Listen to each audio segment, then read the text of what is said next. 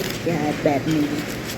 บ่ได้มีบ่อยๆอากาศแบบนี้บ่ได้มีบ่อยๆ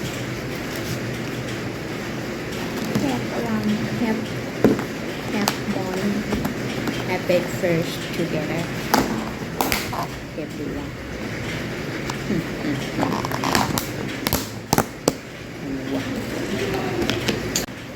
เดี๋ยวไม่อยู่อ่ะฝนตกไฟดับกลัวเดี๋ยวมานั่งก็หลวงดีกว่าขี่รถมากอะยังแบบอันไฟแดงแต่ว่าตายเบิดทุกสาย รถแบบติดสายก็ไปขวาก็ไปหน้าก็ยังมากหลังก็อยากไปอากาศดี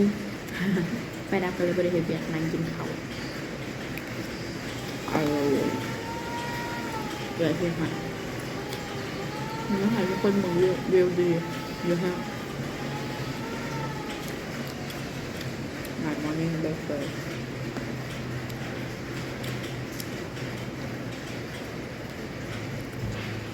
ไข่แอนเฮดอย่างนี้งามอ่ะฝนฝอยอากาศดีโปรเย็นแห้งแล้วก็บ่ฮ้อน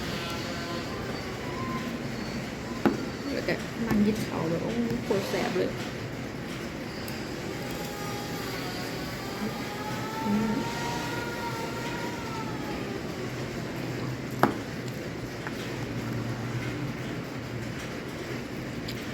มันไม่เนี่ยอื่นๆต่างเลย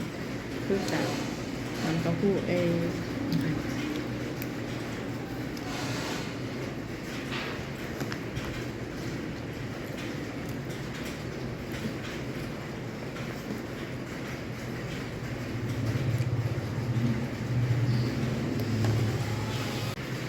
อากาศดีไปเบิดทุกอย่าง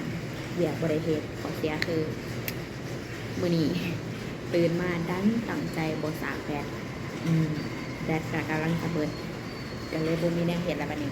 ก็เลยจะอ่านปืนไม่อ่านปืนดีกว่าอ่านปืนแบบนี้อากาศแบบนี้มันโคตรดีเลยหาคำคมด้วยละดมแรงบันดาลใจในตัวเอง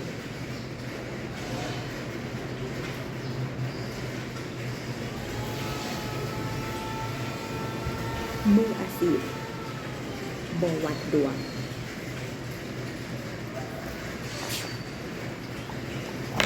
มืออาชีพไม่วัดดวงโอเคเราต้องฝึกฝนให้หลายรายการบ่วัดดวง